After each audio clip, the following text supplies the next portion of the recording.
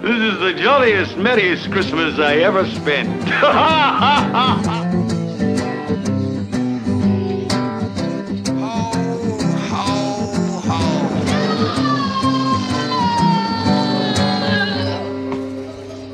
Beyond Tomorrow. By the sound of the title, it sounds a little more like a horror movie or a space adventure perhaps. But nope, it's a Christmas film.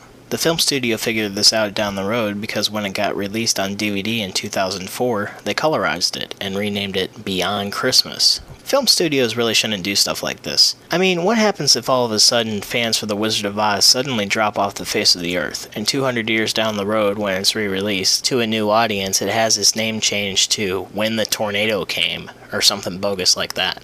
Point in tack, even if the movie had a limited fan base, they shouldn't go changing titles like that. It's one of my personal pet peeves when film studios do this, not to mention doing the bogus colorized job that looks awful. Anyway, let's get things going. Upon the opening scene, it feels like I'm going back to 9th grade math class. 2 times JD, comma, 178,886 times 0.351. Imagine you walk into a room and hear people talking like calculators. Wouldn't you just turn around and leave?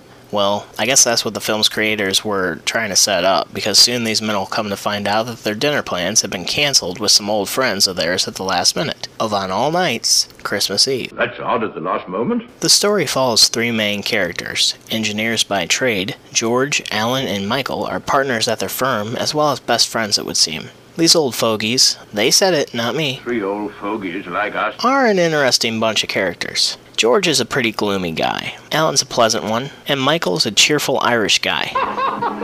So when their guests cancel on them, they come up with a new idea to obtain guests for dinner, by tossing their wallets out the window. They want their wallets to be brought back, and for the people that bring them back to have hungry appetites. Well, the first wallet is found by Broadway performer Arlene Terry. She gives the money to her driver, and then just tosses the wallet out in the street. The next 2 people are a little more considerate. James Houston, a Texas homeless cowboy, and Jean Lawrence, a teacher at a local children's hospital orphanage foundation, are those 2 individuals. The 3 businessmen and the 2 honest individuals take a liking to each other and start doing lots with each other, spending time with children, bowling, and dining together. Well, things are going pretty good, but then James and Jean's best friends suddenly go on a trip and never return, crashing into a mountain on a flight from New York to Pittsburgh. Now, correct me if I'm wrong, but I can't help but wonder where there would be a mountain in their flight. Maybe I'm reading into the story too much, but I was okay in geography, so let me take a look at the map.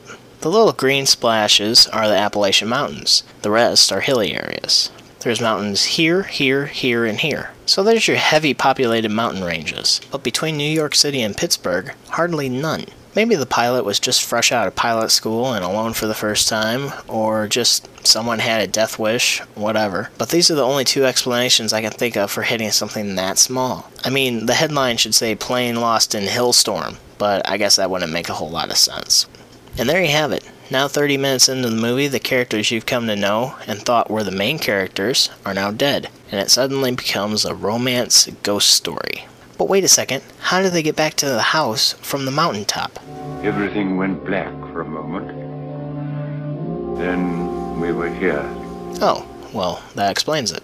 These men are apparently helping the kids while they are ghosts, but no one can see them except for Madame Talia, their maid, who dimly senses them somehow. I guess because her name's Madam, maybe she was a gypsy too. We never really find out, and they never really explain. So, apparently she just is really good at what she does. Whatever that is. I don't want to give away too much of the story, as it's pretty original first time and rather enjoyable upon first watch. Though it does slowly mutate into a romantic story, it's a good film, and it's worth checking out for this holiday if you're into that sort of genre.